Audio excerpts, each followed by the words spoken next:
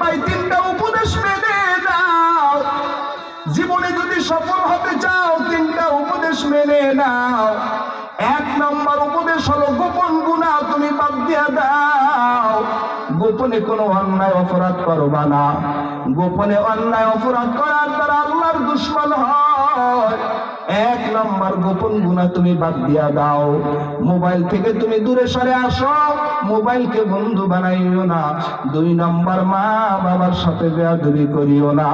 3 নম্বর মুরব্বিদের সাথে বেয়াদবি আচরণ করবা না, তাহলে তুমি সফল মানুষ হইতে পারবা। গোপন গুনাহ করবা না, মা বাবার সাথে বেয়াদবি করবা না, মুরব্বিদের সাথে খারাপ আচরণ করবা না। যুবক যদি প্রতিষ্ঠিত মানুষ হইতে চাও, জমিনে বড় হইতে চাও, 3টা গুণ জীবনের জন্য শিক্ষা গ্রহণ করে নাও।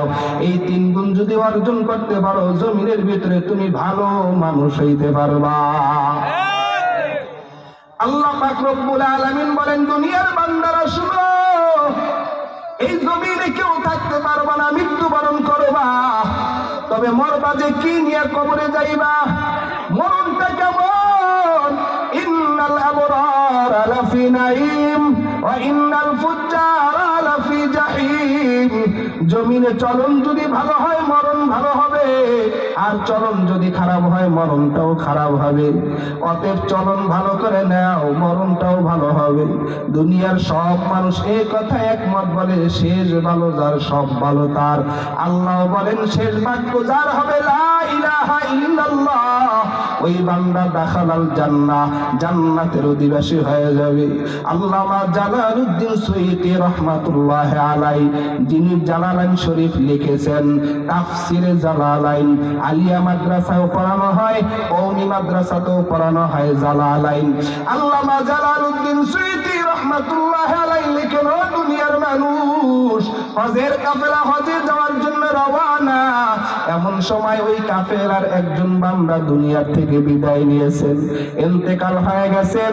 কারণ ইন্তেকাল এমন একটা জিনিস, মরণ এমন একটা জিনিস, কখন কার হবে তা কারো জানা নাই। কথা বলেন ঠিক কিনা? কখন মরণ হবে কেউ জানে না, কেউ বলতে পারে না। তবে মরণ হয়ে গেছে। আল্লাহর বান্দা দাফন কার্য করবে, কিভাবে দাফন করবে? হাতের ভিতরে কোনো সামান নাই। আল্লাহর বান্দা এই মৃত্যু মানুষকে, কাফেলার সব মানুষ পেরেশান, কিভাবে দাফন করবে? তাকায়া দেখে অনেক দূরে একটা ছোট্ট কুড়ের ঘর দেখা যায়। ওই কুড়ের ঘরের কিনারায় যা বলে, ঘরওয়ালারা কেউ আছে নাকি? তাকায়া দেখে হ্যাঁ আছে, তবে একটা কোদালও আছে।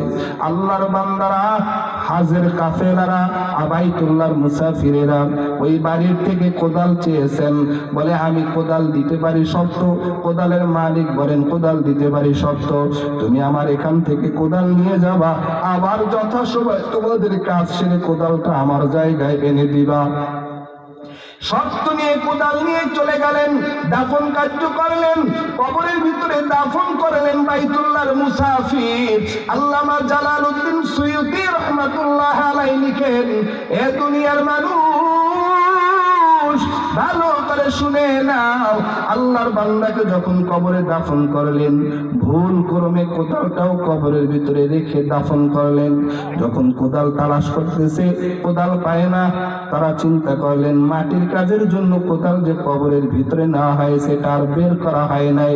যখন কোদালটা বের করতে গিয়েছেন, মাটি কিছু সরাইছেন, এমন সময় তাকায় দেখেন ওই কোদাল সহ মৃত্যু ব্যক্তিটাকে আগুনের জিনজির পরায়া বাইদা রাখা হয়েছে।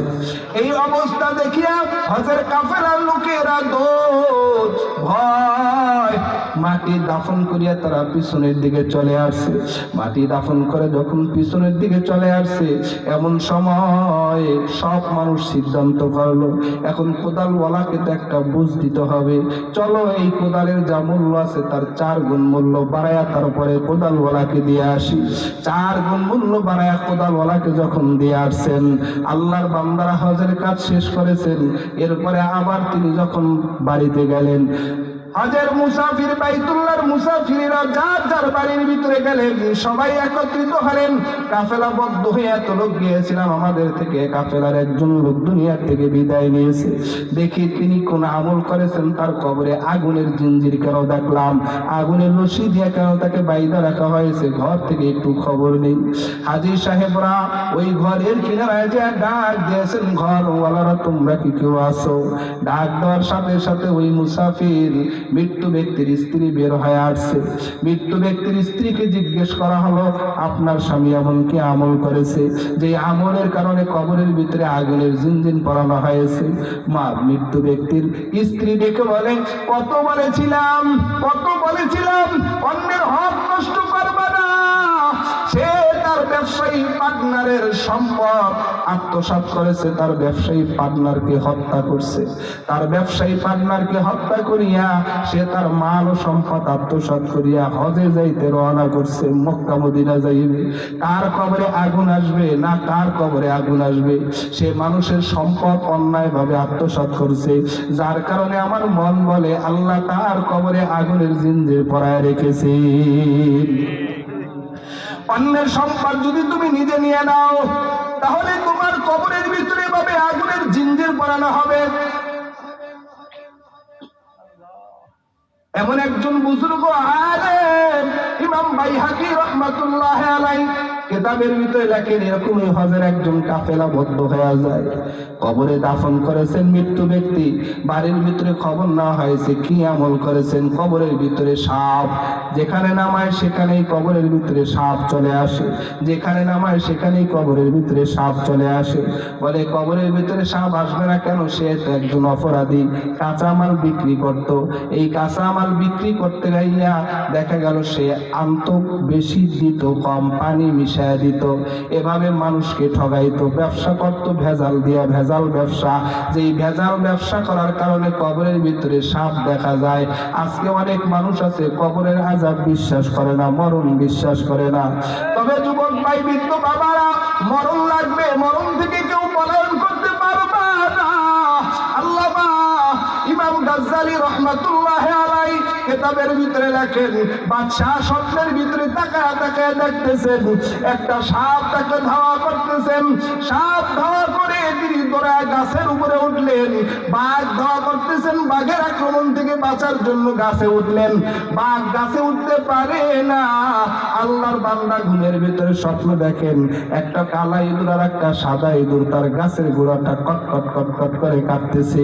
এই দেখিয়া অন্তরের ভিতরে বড়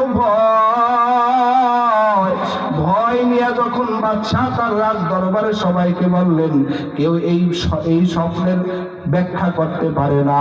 যখন আলেমদেরকে ডাকলেন, আলেমরা স্বপ্নের ব্যাখ্যা করতেছেন। ও বাদশা নামদার, আপনি যে স্বপ্ন দেখেছেন, এই স্বপ্নের